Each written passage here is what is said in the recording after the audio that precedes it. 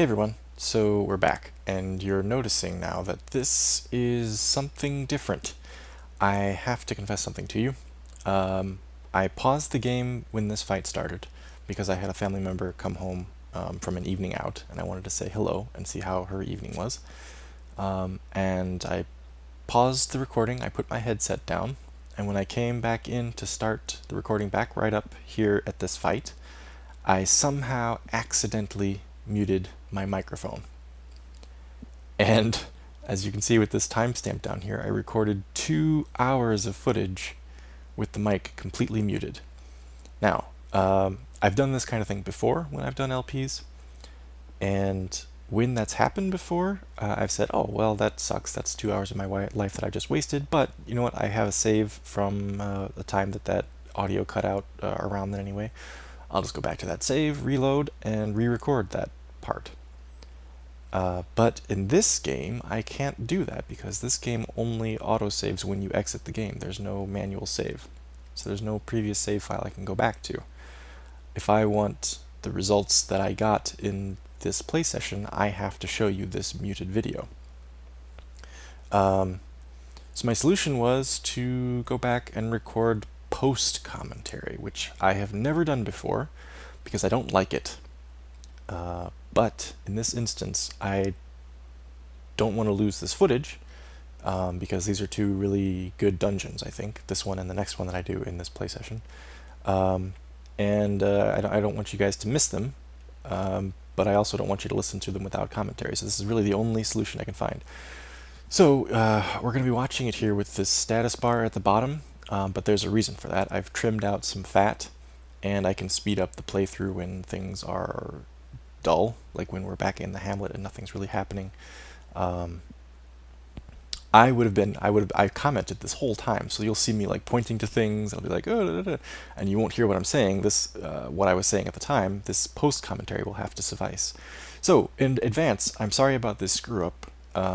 This is the first time I've ever had to do post commentary. I've never done it before, so I can't say how good I'll be at it. So I apologize up front. But I'm going to compensate for it a little bit, or at least I'm going to try to compensate for it, by making the remainder of this play session, which will probably be broken up into 2, maybe 3 videos by the time this is all over with. I'm not sure. But I'm going to turn this play session into a drinking game.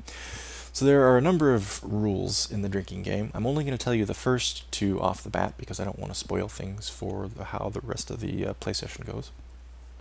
But the first rule is, anytime that there is a critical attack, whether it's by the enemy or by one of our heroes, I have to drink 1. And anytime that we kill an enemy, I have to drink 2. Those are the first 2 rules that we're going to play with. Yeah, those are the first 2 that I'll tell you about, and we'll get into the other ones as they come up.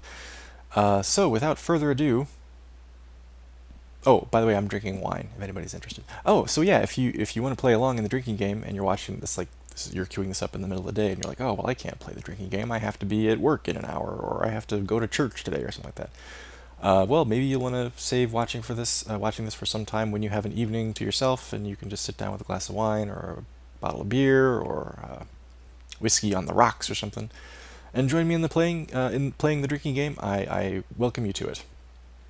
I hope that you will join me. It might be kind of fun. You'll have to sit through a couple of different episodes, though. And you might be bombed by the time this is all over. Who knows how this is going to go. So we'll get right to it, and we'll have to deal with this status bar down here at the bottom, but that's okay. So let's see, what was I even... I don't remember. I think I just started this fight, as usual, right? Threw Blight at the last 2 from Crow. Okay, there's our first drink. Give them no quarter.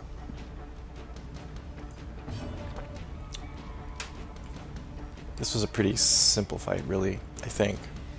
The other thing is, I actually don't remember. I mean, I remember the big parts of what happens in the rest of this play session. Okay, there's another critical. Get a drink. But I don't remember every little move. I don't remember every individual fight, so I could probably tell you what I was thinking most of the time if I focused on it. Okay, we killed an enemy. That's 2. Oh god, this is all going very fast.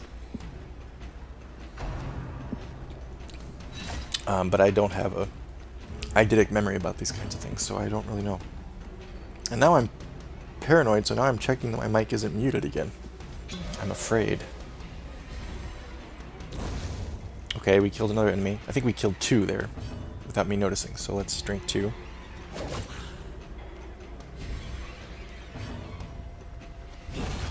And we killed a 3rd one. Okay, this won't be happening all the time. We won't be in fights the whole time. Triumphant pride precipitates a dizzying fall.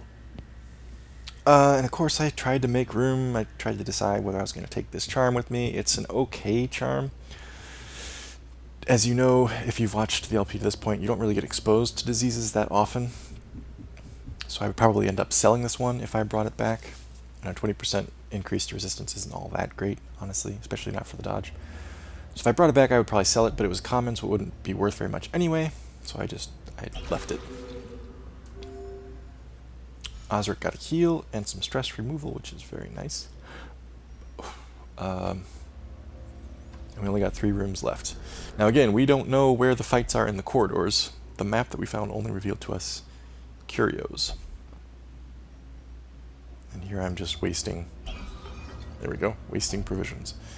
I think I ditch these, don't I? Do I try? What do you do, Pem? What do you do? You drop the holy water? And the... Oh, okay. Alright. This is interesting. Watching myself do this and not remembering exactly what I was thinking. Now I get to be like you guys. I get to comment on the gameplay as if I was a spectator rather than the producer of it. Surprised? Oh shit.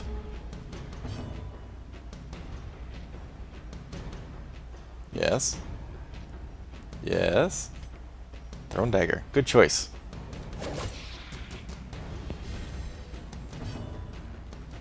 I don't remember if I did a grenade here, because there's only one enemy that I'd be getting with it. I think I did. Yeah, you're right. I did.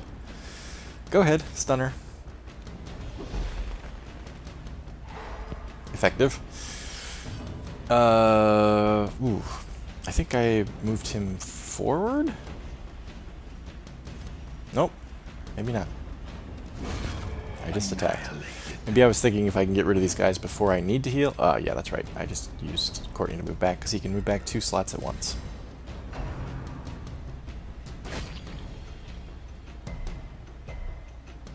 Nice resistance there, Meredith. Well done. Nice dodge. Well done. Oh, right, and we killed an enemy. Let me drink. We killed 2 enemies. That's 2.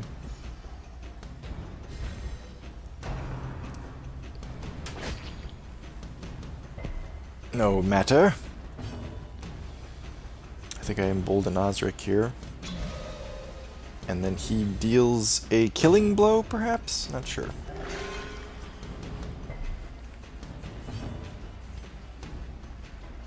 Yes, he does. Okay. Drink one more. As victories mount, so too will resistance. Indeed. In an unscouted room, we have an empty room.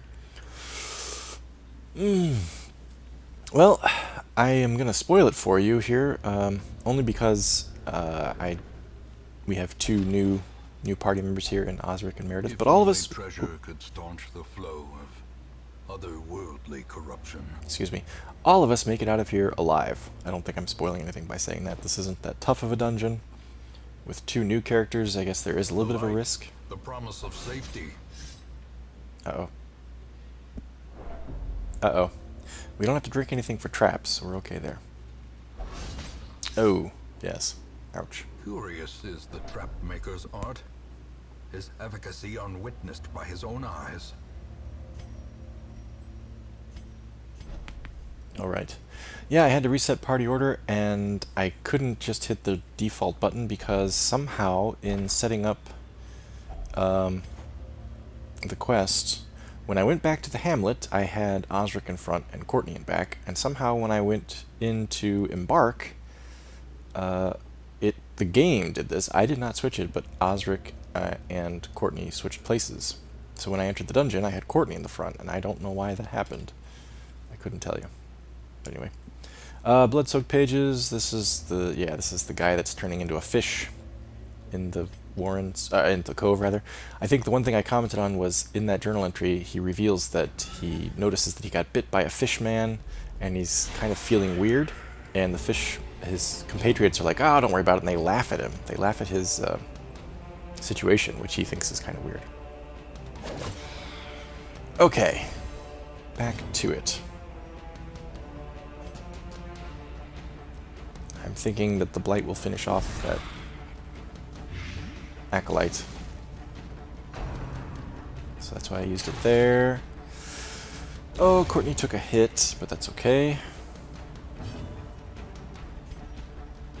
We're going to pull him forward because he's an Arbalist. He cannot do his damaging attack from the front. He can only do his lesser attack.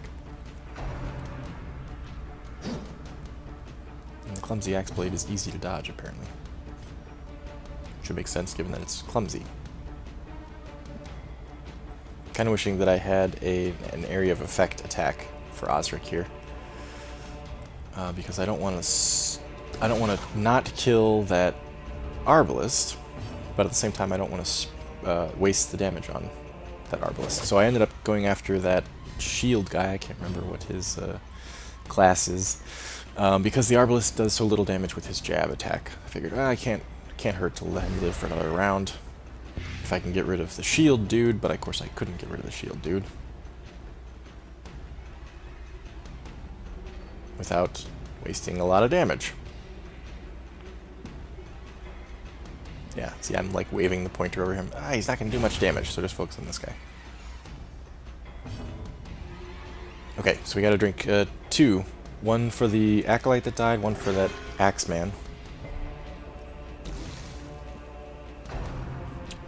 He'll do a bayonet jab, but he'll die on his next turn.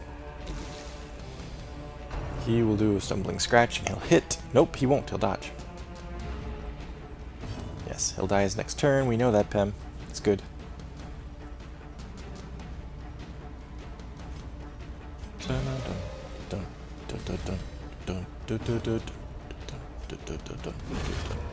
Nice. Killed another one. Oh, I think we gotta drink 2, because I didn't drink... No, I did. I drank 2 for the shield dude and for the Acolyte. I gotta drink 1 for the Muscle Man guy, Wolverine guy. Oh, I was trying to get Courtney another heal here, so I was thinking, let's not do damage to the Arbalist, let's get Courtney a heal. But the Arbalist died before we could get Courtney a heal. This expedition at least promises success. What did I do with this stuff? I think I just left. I think I made a stack for gold, right? Did I make a stack for gold? I used the last torch maybe, and then... You should have used the last torch, you numbskull. Oh, I dropped the bandages because I have Crow, who can heal Blight and bleed. Okay. Yeah, it's okay. Ah, forgot the last torch to bring the Jade. Path is clear. We require only the strength to follow it. And that was it. We finished the quest, which was all the room fights, I think, right? But here I am saying to myself, like, hey, why not go to this next room? We'll see what this curio is. Maybe we'll get some loot out of it. But, of course, I dropped all the bandages. And this curio requires a bandage to get to the beneficial result. So I take a chance, and... we get a disease out of it. Oh, this game. Have a hunger check, that's fine. And I step on a trap. So you should have just quit the mission. Spring to life with a Would have been good to just quit the quest, Pam.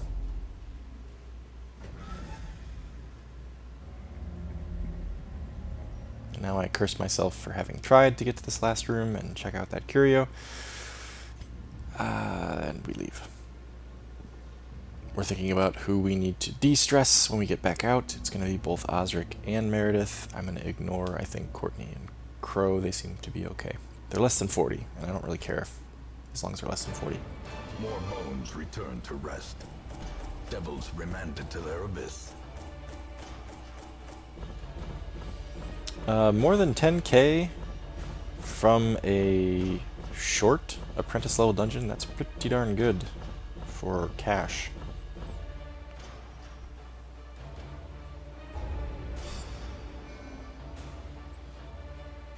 And Courtney leveled up to level 3, so we only have one healer now at level they can do apprentice level dungeons, and that's Patty.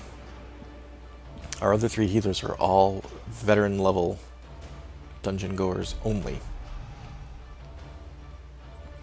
Meredith's now a bad gambler, so we don't want her gambling. She's also an early riser though. She gets 2 speed as long as the torch is above 75.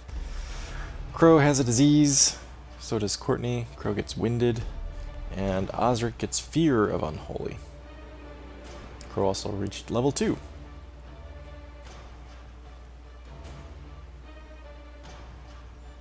Oh, and Meredith and Osric are level 1. Yes, that's what you were saying there. Okay, so the other rule is... They meet in secret, that none may know the horrifying depths of their enquiries. Sorry. Not the only other rule. Another rule of the drinking game is we drink 3 whenever we complete a quest. So we drink 3 now.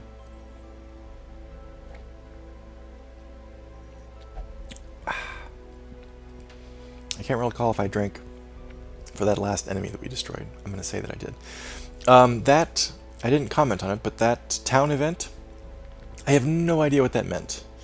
It showed occultists, and it showed them doing some weird ritual thing. But I have no idea how that affects anything in the town. There's no obvious effect here. And when we get into the next mission, I don't see any obvious stat change or anything like that. I have no idea.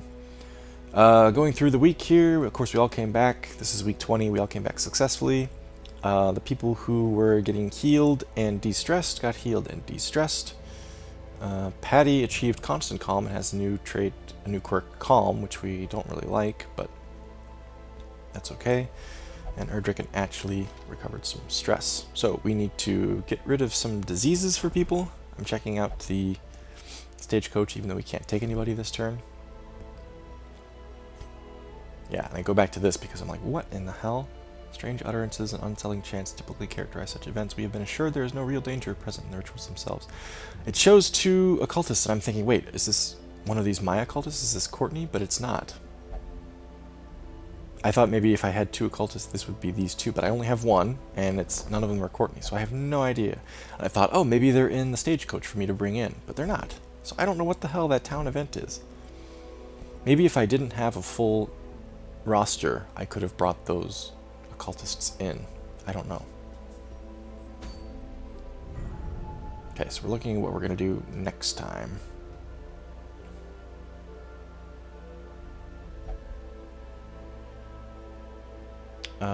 I end up not going after the hag. I think about it, but I end up not doing it. What I do end up doing is our first veteran level dungeon. We have not, well, I guess it's not really our first. We did one when we did the suicide mission.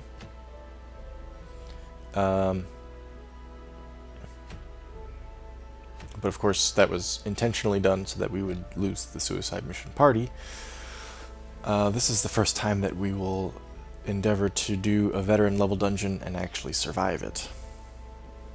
What am I thinking here? I'm not sure. I think I just went to the embark screen to see what mission I wanted to do next, and now I'm going to take care of curing diseases and de-stressing, excuse me, and all that. And as you'll see here, disease treatment costs more. Just like everything else, the higher level your character is, the more things cost. So while it costs 650 to cure Crow, it costs 900 and something, right? Was that what it was? For Courtney, because Courtney's now level 3.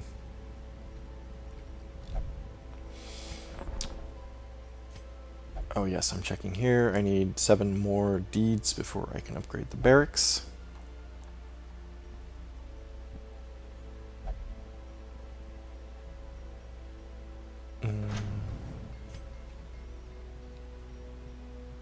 I save the deeds, though. I think about doing this, but I end up saving the deeds.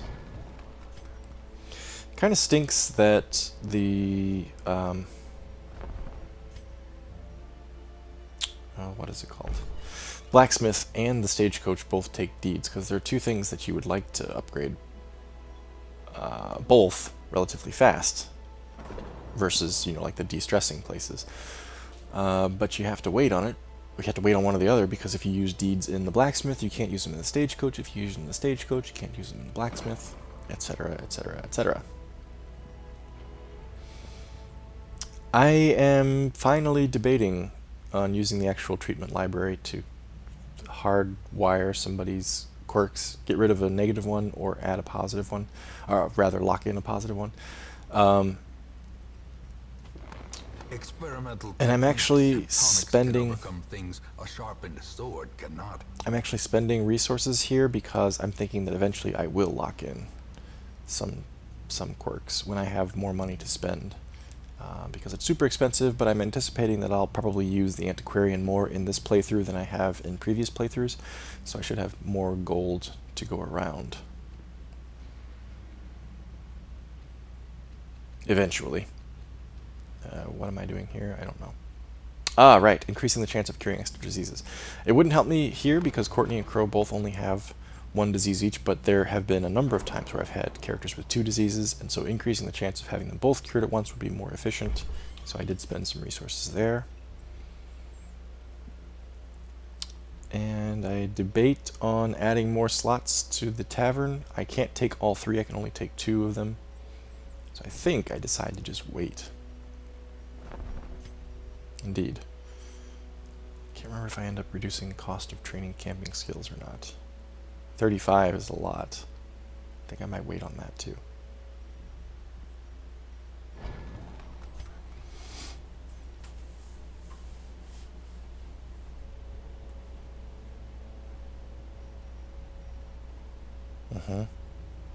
He's thinking about it. He's thinking about it.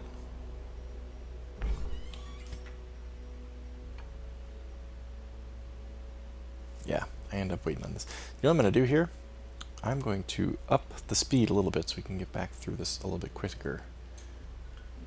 This will mean we'll lose the music, but that's okay. Let's go to 4 times speed. We're looking at trinkets. I think I ended up selling a couple of common ones that we had duplicates of, and maybe 1 or 2 that I just don't care to use. And I end up messing around with the sorting a little bit, because I'm like, oh, let's see, let's sort by these different things and see if we can gain more, what's the word, comprehensive view of what we have here. Yes, here it is. I'm debating what mission we do next.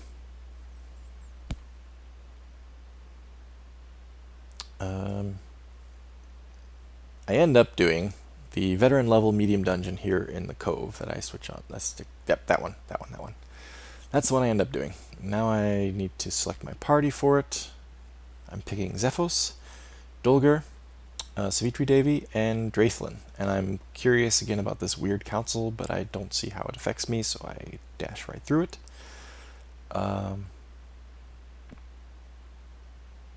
I'm talking here about this particular mission. We have to gather 3 Ancestors' relics. I was thinking at first about bringing Elizabeth on this mission to get more loot, but I opted against it because this mission, gather 3 Ancestors' relics, you have to fit each one of them into your inventory as you go through the mission, and each one only it takes up 1 inventory slot. You can't stack them, so there's far less room for loot. As I upgrade everybody here and get them all ready to go, there's far less room for loot. I think I end up getting rid of Shadow Fade here for Savitri Devi and switching to, I want to say I switched to Flying Daggers, or Thrown Daggers. I think I do that. Yes, I do. So I will opt out of whatever, I can't remember what's that one called? Well, you guys can see it. I ended up, because the other one, she can't use it from the 3rd position, and I usually have her in the 3rd position, so I wanted to give her something that she can use, and I saw with Meredith that using the Thrown Daggers was very effective, I thought. And I kind of like to have that in addition to having flashing daggers. So it's beneficial for Savitri Devi to have it. Right, so this is a gathering quest. You actually have to bring trinkets, not trinkets, but you have to bring ancestor relics back with you. I'm going to slow this down just a little bit while I talk here. And I'm picking trinkets for the party. So bringing Elizabeth didn't make much sense because I want to bring Elizabeth on a mission where we can maximize the loot coming out, and if we have to save 3 inventory slots for these ancestor relics that we're supposed to gather, it's kind of negates the point of bringing an antiquarian in the first place. So I opted instead for a back two of Savitri Devi and Draithlin. If I would have brought Elizabeth, Savitri Devi would have been out, and it would have been Elizabeth and Draithlin. But that's not how we went with it. I'm dicking around with the trinkets quite a bit. Of course, I always do that. It always takes me longer to fit out our team with trinkets than I think it will. But the more trinkets that I have, the longer I have decision paralysis. I end up taking longer to figure it out because I have more choices.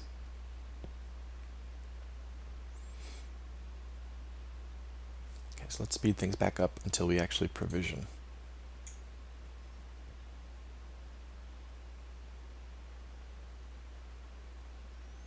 As you can see, this goes on for a while. I think I'll just take a drink just for making you wait all this time.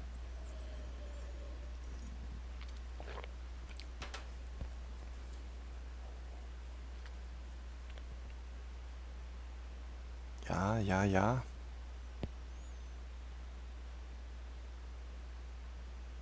Good grief, man. Can you imagine what this would be like if we weren't watching it at 4 times speed? No commentary is worth sitting through this at default speed. Okay, here we are. We're finally provisioning. Let's slow it down.